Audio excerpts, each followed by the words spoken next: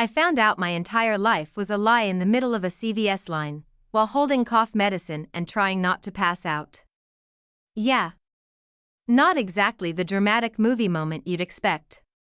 It started when this older woman stepped in behind me. Nothing weird at first. Just another random Tuesday, fluorescent lights buzzing, my head pounding like I'd been hit with a brick. I was half reading emails, half dying, when she suddenly said, "You look exactly like my sister."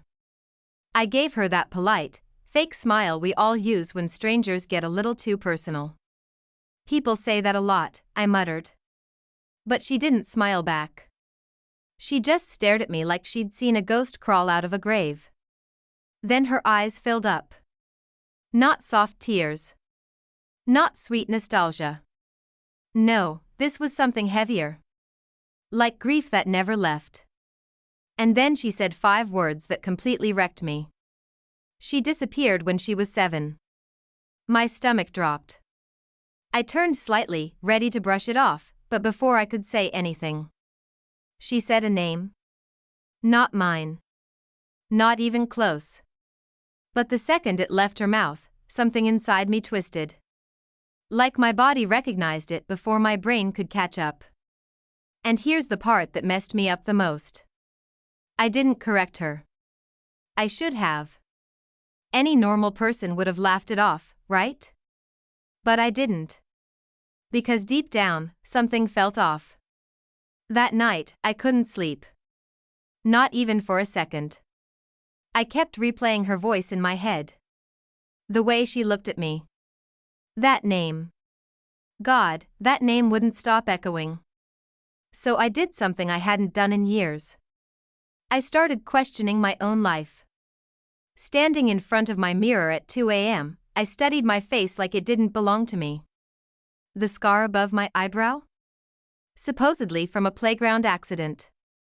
Except, I don't actually remember it happening. Not really. Just the story my mom told me. And that's when it hit me. Most of my childhood memories?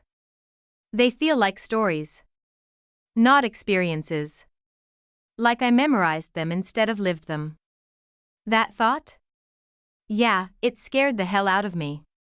So I grabbed my laptop and pulled up old photos my mom sent me years ago. You know what I noticed?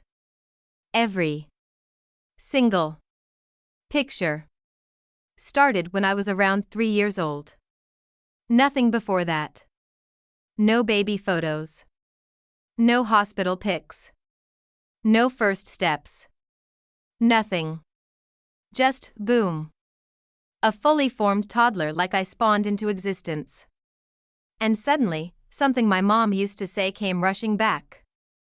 There was a fire. We lost everything.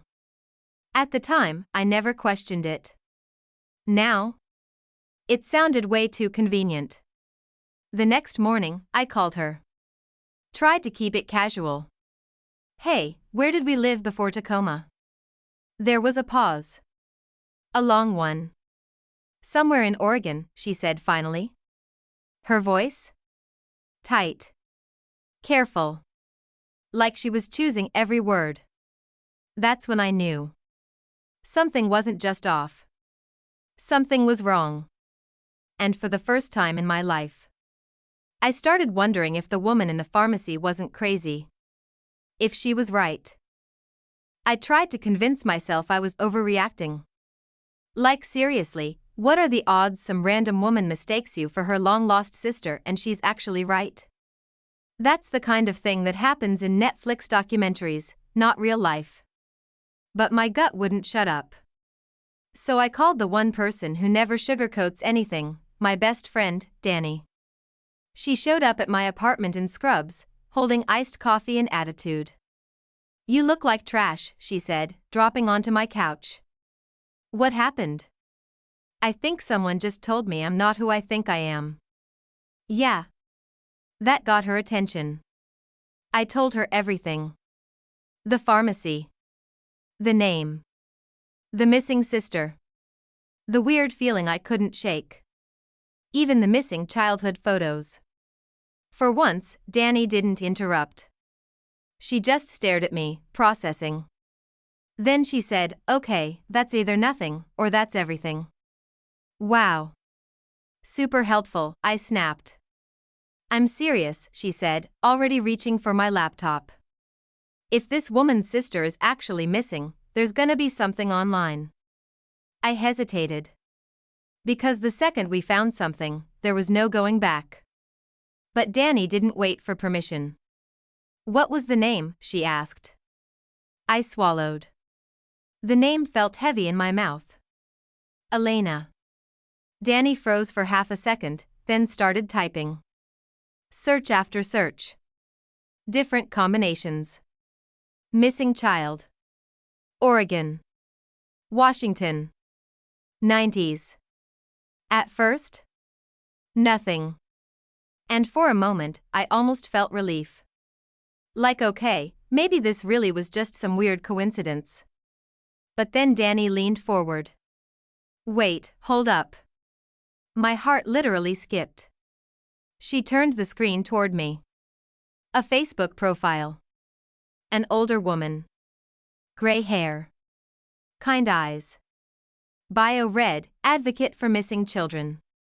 Sister of a missing girl. My chest tightened. "That's her," I whispered. "That's the woman from the pharmacy." Danny clicked into her photos. There was an album. Title, Never Forgotten. I didn't want to open it. Every instinct in my body said don't do it. But Danny clicked anyway. The first picture loaded. And I swear to God, my whole world tilted. It was a little girl. Maybe 6 or 7. Big green eyes. Slightly crooked smile. Missing a front tooth. She looked exactly like me. Not kinda. Not similar. I mean identical. Same eyes. Same face shape. Same everything. But this photo? It was old. Like 90s old. I felt like I couldn't breathe. "That's not possible," I said, shaking my head. "That's just coincidence." Danny didn't respond. She just kept scrolling. More pictures. Birthday party. Backyard swing. A little girl holding a stuffed bunny. And suddenly, something hit me. Not a memory exactly. More like a feeling. I knew that bunny. I couldn't explain how, but I knew it. The way it looked. The way it felt. Like it belonged to me. "Yo," Danny said quietly. "You good?" "No," I whispered. "I'm really not." We sat there in silence for a second. Then Danny said the thing I was too scared to admit out loud. "You need to talk to her." I immediately shook my head. Nope. Absolutely not. What if I'm wrong? I'll look insane. And what if you're right? That question? Yeah, that one hit different. Because if I was right, everything I believed about my life would fall apart.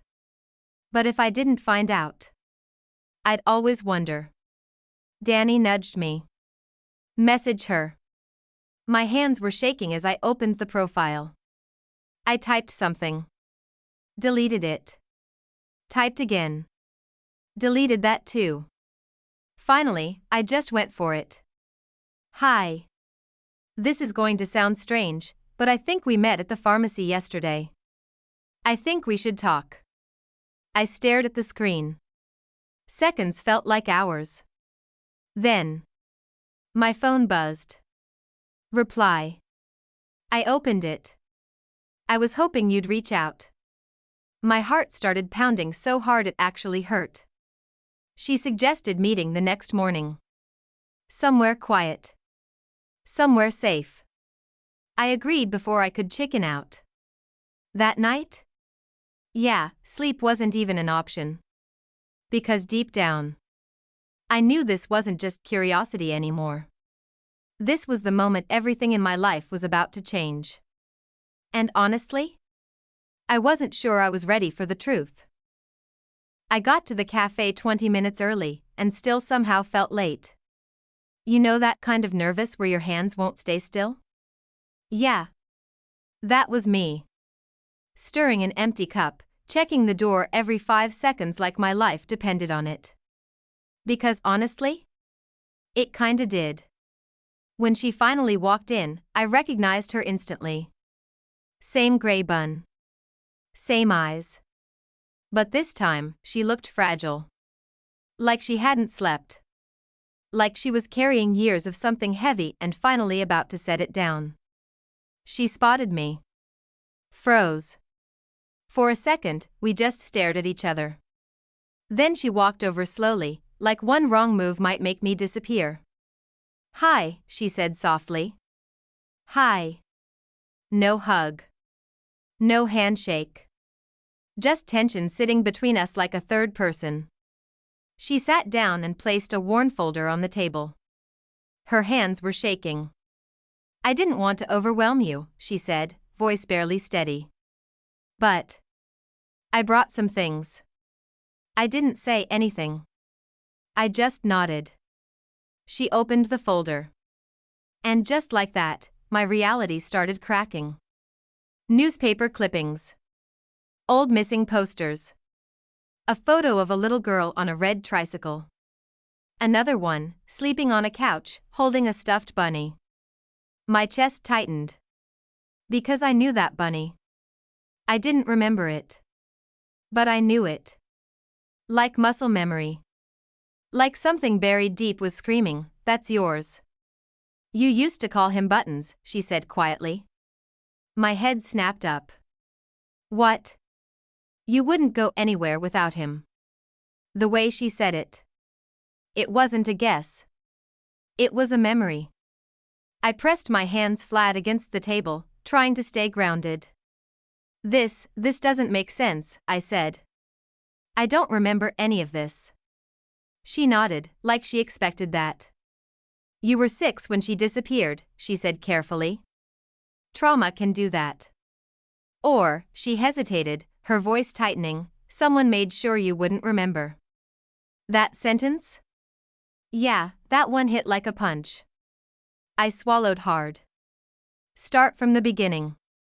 She took a deep breath. My sister, she said, eyes locked on mine, went missing in June of 1996. From our backyard in Eugene. I left her alone for 5 minutes. Just 5, to answer a phone call. Her voice cracked. When I came back, she was gone. Silence. Heavy. Suffocating silence. They searched everywhere, she continued. Police, volunteers, everyone. But there was nothing. No ransom. No evidence. Just gone. I felt like I was sinking.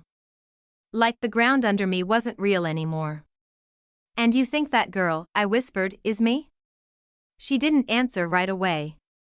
Instead, she reached into her bag and pulled out something small. A plastic kit. DNA test. I already took mine, she said. I didn't want to pressure you. But this could give us answers. I stared at it. It looked so normal. So harmless. But it felt like a bomb sitting between us. What happens if it's true? I asked quietly. What happens to my parents? She held my gaze. I'm not here to take anything from you, she said gently. I just never stopped looking for her. Her voice broke slightly. Not for one day. Something inside me shifted. Because this wasn't obsession. This wasn't crazy. This was love. The kind that waits decades. The kind that doesn't let go. My throat felt tight. Because if she was telling the truth, then my entire life was built on a lie. And the people I trusted most might be the reason why. I looked down at the DNA kit. My hands were shaking again. But this time, I didn't pull away. I reached for it. And in that moment, I knew there was no going back. The results came in on a Monday. No dramatic music. No warning. Just a plain email sitting in my inbox like it wasn't about to destroy everything I knew. Your DNA results are ready. I stared at it for a full minute before clicking. My hands felt numb. My chest tight. I told myself, it's probably nothing. Just a weird coincidence. Just bad luck. Just 99.9% match. I stopped breathing. Not metaphorically. Actually. Like my body just forgot how. I reread it 3 times. Same result. Same number. Same truth. I wasn't who I thought I was. I was her. The missing girl. The one from the photos. The one that woman had been searching for decades. I slid down onto my kitchen floor, my back hitting the cabinet as everything inside me collapsed. Not screaming. Not crying. Just empty. Like someone pulled the foundation out from under my life and I was still trying to stand. Because if this was true, then what did that make my parents? 2 days later, I drove to their house. The same house with the neat lawn. The same red door. The same place that held every memory I thought was mine. My mom opened the door. Her smile dropped the second she saw my face. Hey, sweetheart. I didn't say anything. I just handed her the printed results. She looked down at it. Her hands started shaking. Behind her, my dad was already sitting on the couch like he'd been waiting for this moment his whole life. Silence filled the room. Heavy. Guilty silence. Finally, my mom whispered. We thought she'd been abandoned. I blinked. What? A friend of a friend, she rushed out. They told us about a little girl who needed a home. No one wanted her. No one was looking for her. My stomach twisted. You didn't question that? I said, my voice sharp now. You didn't think to check if she had a family? My dad finally spoke, but he wouldn't look at me. We were told it was handled. Handled? I snapped. She was 6 years old. My mom started crying. We loved you, she said, stepping toward me. We gave you everything. Love doesn't erase what you did, I cut her off. The room went dead quiet. Because they knew. They knew. Maybe not every detail. Maybe they told themselves a story to sleep at night. But deep down, they knew something wasn't right. And they chose not to look too closely. Because it was easier. Because they wanted me. Because the truth didn't benefit them. And that realization? Yeah, that hurt more than anything. I'm not calling the police, I said finally. Both of them looked up, shocked. But I can't stay, I added. I need space. I need to figure out who I am without all of this. My mom broke down completely. My dad just sat there. Silent. Ashamed. I turned and walked out. No hug. No goodbye. Just done. When I got back to my apartment, I sat on my bed staring at the DNA report again. The name on it didn't feel real yet. But it didn't feel wrong either. That night, I opened my laptop. Changed my email signature. For the first time in my life, I wrote. Noel Carter McKinley. 2 names. 2 lives. 1 truth I was still trying to survive. And somewhere deep inside, something else was starting to grow. Not just confusion. Not just grief. Something darker. Because the more I thought about it, the more one question kept coming back. What really happened the day I was taken? And why did it feel like I still didn't know the full story? I wish I could say things got easier after the truth came out. They didn't. If anything, everything got messier. Because knowing who I was? That was just the beginning. Understanding what actually happened to me? Yeah, that was a whole different nightmare. A few days after the DNA results, Lena invited me over for dinner. Nothing big, she said. Just family. Family. That word hit different now. I almost didn't go. Part of me still felt like an outsider, like I was stepping into someone else's life, pretending to belong. But another part of me? The part that had been searching without even realizing it. Needed to go. Her house was small. Cozy. The kind of place that smelled like garlic, tomatoes, and memories. There were pictures everywhere. Birthdays. Holidays. Vacations. A whole life I never got to live. And every single frame felt like a reminder. You were supposed to be here. Lena opened the door and smiled softly. You came. Yeah, I said, forcing a small smile. I did. She pulled me into a hug before I could react. It was gentle. Careful. Like she was afraid I might disappear again. And for a second? I didn't pull away. Inside, I met Margot. My other sister. She stood in the kitchen holding a casserole dish, staring at me like she was trying to memorize my face. Her eyes filled instantly. You really came back, she whispered. I didn't know what to say to that. Because I didn't feel like I came back. I felt like I crashed into a life that kept moving without me. Dinner was weird. Not bad. Just heavy. Like everyone was walking on glass, trying not to break the moment. There was a kid too, Jude. Margot's son. He kept sneaking glances at me like I was some kind of magic trick. At one point, he leaned over and whispered. Are you really my aunt? That question? Yeah, it hit harder than anything else that night. I think so, I said quietly. He grinned like that was the coolest thing ever. After dinner, Margot asked me to step outside.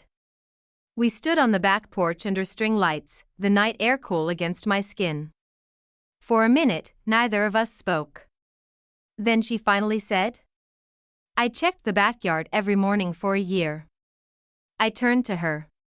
What? The swing set, she said, her voice breaking. After you disappeared. I thought maybe you'd just come back. Like nothing happened. My chest tightened. I was 8, she added. I didn't understand how someone could just vanish. I didn't know what to say. So I didn't say anything. She reached into her pocket and pulled out a small wooden box. These were yours, she said, handing it to me. My hands shook as I opened it. Inside. A faded bracelet. A crayon drawing. And a gold locket. I picked it up slowly. It felt familiar. Not in a clear memory kind of way. More like something my body remembered even if my mind didn't. I kept them, she said softly. All these years. I swallowed hard. I don't remember any of this, I admitted. I know, she said gently. And that's okay. She stepped closer. You don't have to become who you were, she added. You get to decide who you are now. That line? Yeah, it stuck with me.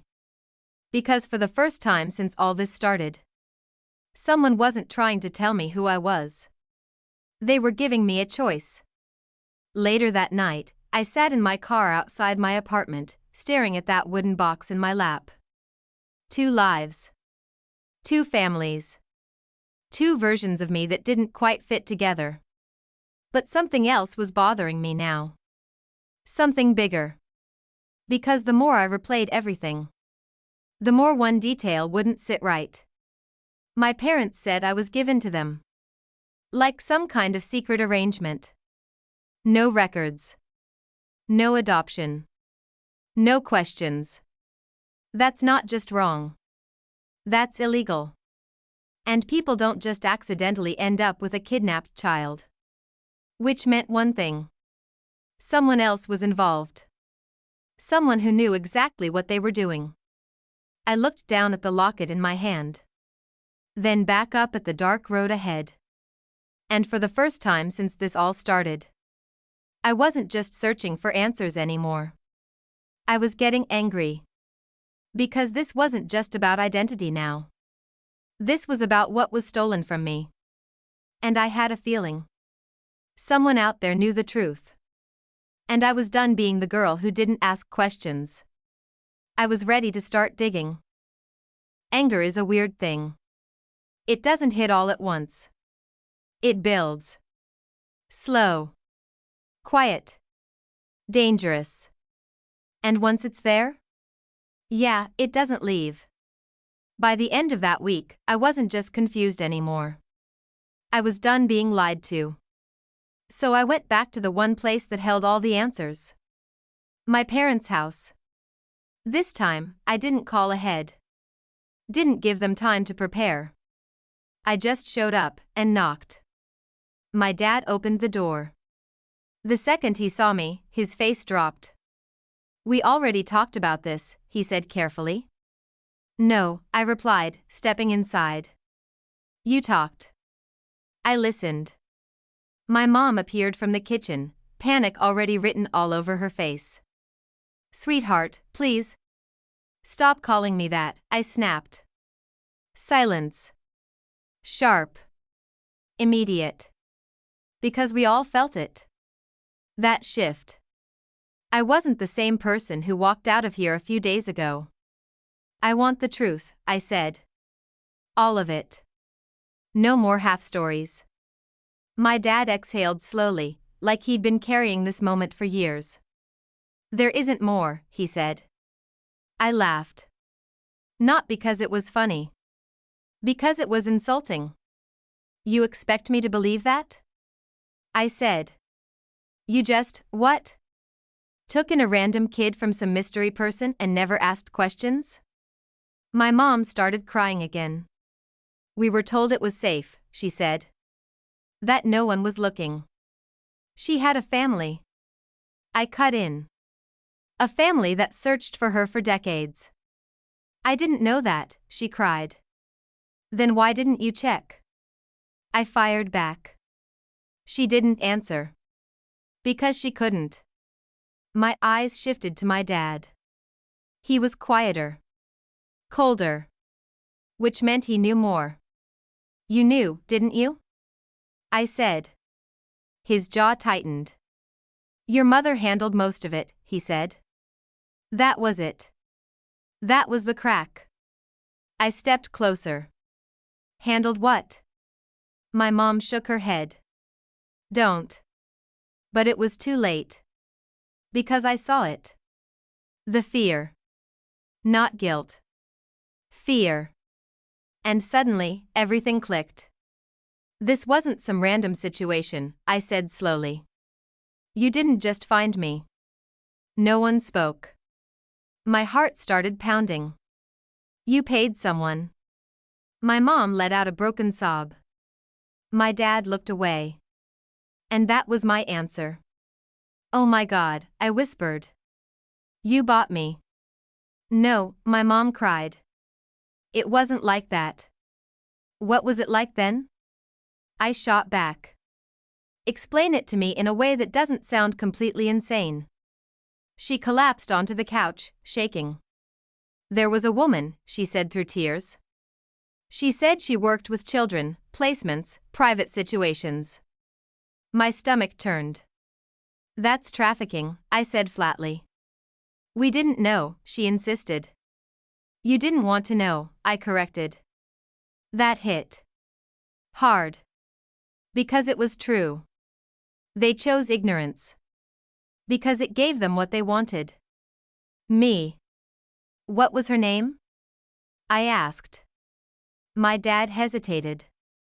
That hesitation? Yeah, it told me everything. "You do remember," I said. He finally looked at me.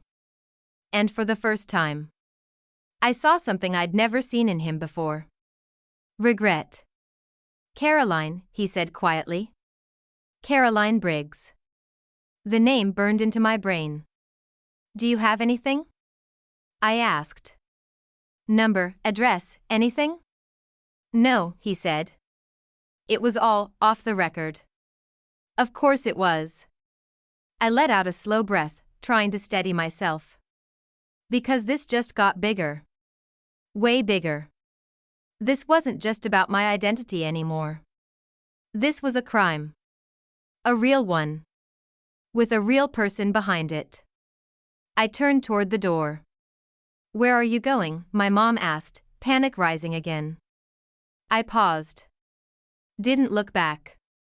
To finish this. Please don't do anything reckless, she begged. I almost laughed. Because reckless? Yeah, that ship had sailed the moment my life got stolen. I'm not the one who should be worried about consequences, I said coldly. And then I walked out. This time. I didn't feel sad. I didn't feel lost. I felt focused. Because now I had a name. Caroline Briggs. And something told me.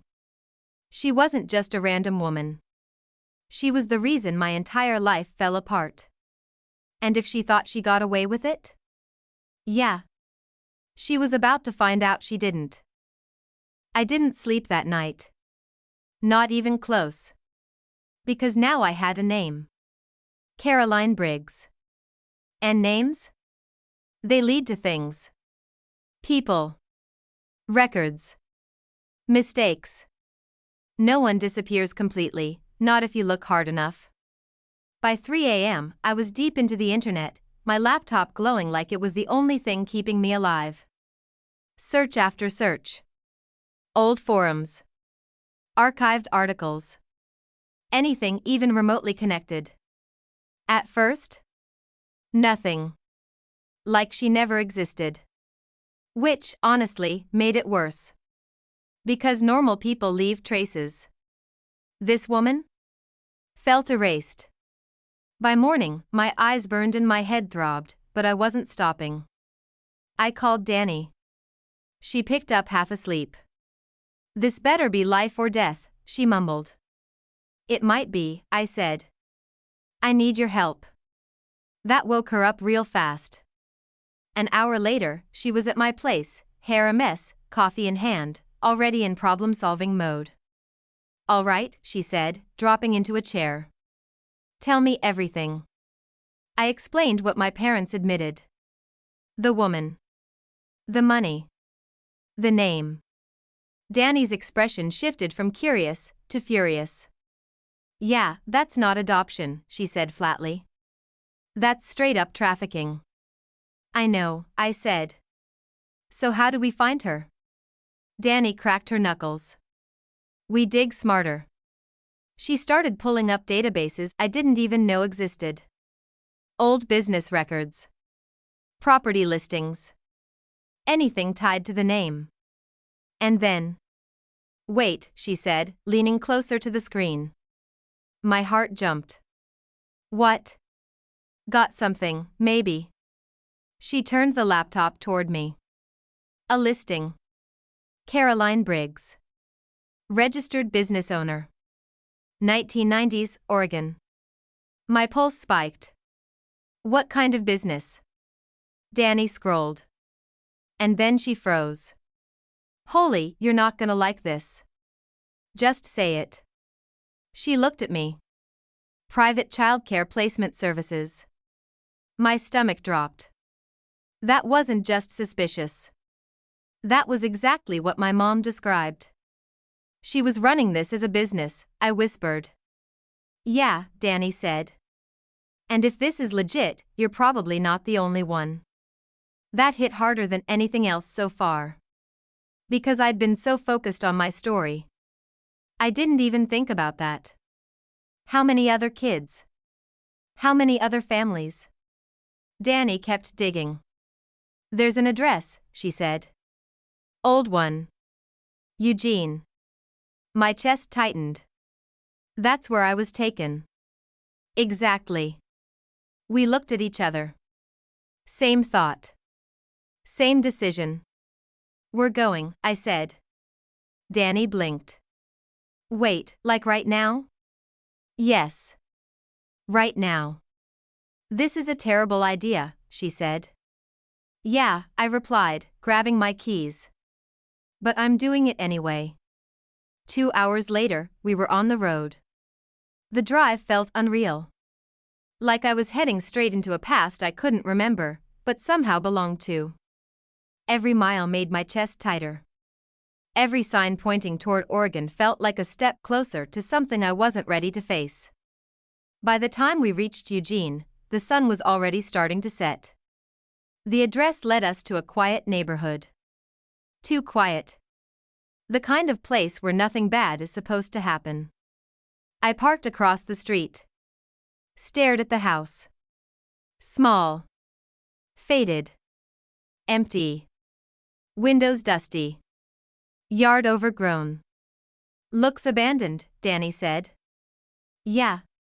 But something about it didn't feel dead. It felt wrong. Like the walls were holding secrets. I stepped out of the car before I could second-guess myself. Hey, Danny called. Maybe we should. Too late. I was already walking toward the house. Each step felt heavier. Like I was walking straight into something I couldn't undo. The front door was locked. No surprise there. But one of the side windows? Slightly open. Of course it was. Danny caught up to me. You're not seriously thinking about. I pushed the window up. I am.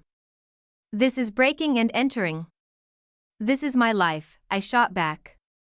She hesitated. Then sighed. God, I hate that you're right. We climbed in. The air inside was stale. Dusty. Like no one had been there in years. But the second my feet hit the floor, something shifted. I can't explain it. It wasn't a memory. Not exactly. More like a feeling. Familiar. Wrong. Like my body recognized this place before my mind could. Do you feel that? I whispered. Danny looked around. Feel what? I didn't answer. Because I didn't have the words. We started searching. Old furniture. Empty drawers. Nothing useful. Until. Hey, Danny said from the hallway. You need to see this. I walked over. She was standing in front of a closed door. Different from the others. Heavier. Locked. My chest tightened instantly. Open it, I said. It's locked, she replied. I grabbed the handle anyway. Twisted. Nothing. But something about that door. It felt important. Like whatever was behind it was the reason I was here. Danny looked at me. We should go. I shook my head slowly. No. Because deep down, I knew. Whatever truth I was chasing, it was on the other side of that door. And I wasn't leaving without it. I don't know what scared me more. The locked door. Or the fact that my hands didn't hesitate when I started trying to break it open. Hey, think about this, Danny whispered urgently. We don't know what's behind there. I do, I said, my voice low. She stared at me. You don't. I looked at the door again. I think I've been there before. Silence. Heavy. Uncomfortable. Because we both knew what that meant. Danny swallowed. Okay, then we do this fast. I nodded. Adrenaline took over. I grabbed a loose metal rod from the corner of the hallway, probably part of some old curtain fixture, and jammed it near the lock. One hit. Nothing. Second hit. A crack. Third. The lock snapped.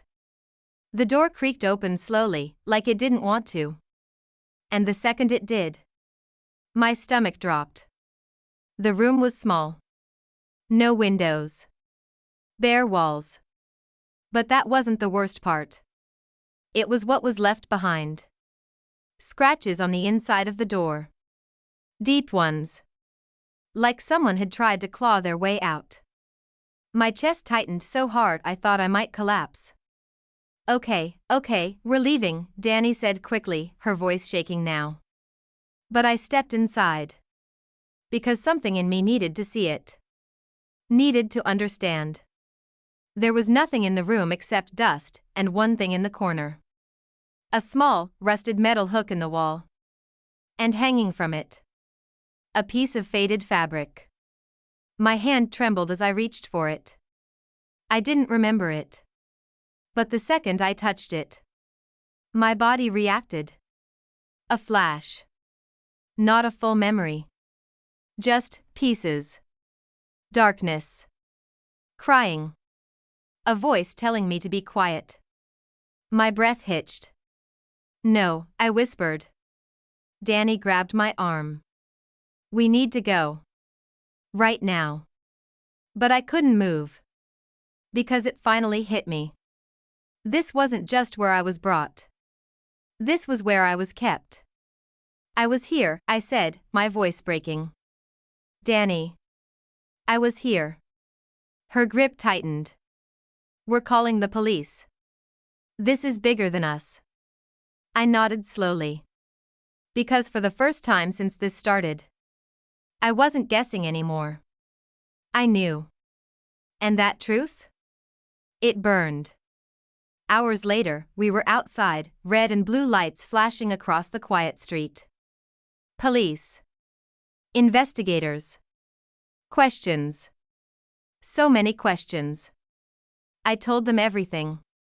The name. The house. What my parents admitted. What we found. Turns out, Caroline Briggs wasn't just some underground operator. She'd been on the radar years ago. Suspected. Never caught. And then she disappeared. But not before leaving damage behind. The officers told me something I'll never forget. You might not be the only one. That sentence? Yeah, it changed everything. Because this wasn't just my story anymore. This was bigger. Way bigger. Weeks passed. Statements. Reports. Therapy. A lot of therapy. Lena stayed by my side through all of it. So did Margot. So did Danny. And slowly, piece by piece, I started putting myself back together. Not as the girl I was. Not as the girl I thought I was. But as someone new. Someone who knew the truth and survived it. My parents? They're under investigation now. I haven't spoken to them since that night. Maybe I will someday. Maybe I won't. But that's my choice now. And that matters. I legally changed my name last month. Not to erase anything. But to honor everything. Who I was. Who I lost. Who I became. Because here's the truth no one tells you. You can't undo the past. You can't erase what was taken. But you can decide what happens next. And me? I'm not the missing girl anymore. I'm not the stolen child. I'm the one who came back. And made sure the truth didn't stay buried. And if Caroline Briggs is still out there? Hiding. Watching. Thinking she got away with it. I hope she knows one thing. I remember enough now. And I'm not done looking. Not even close.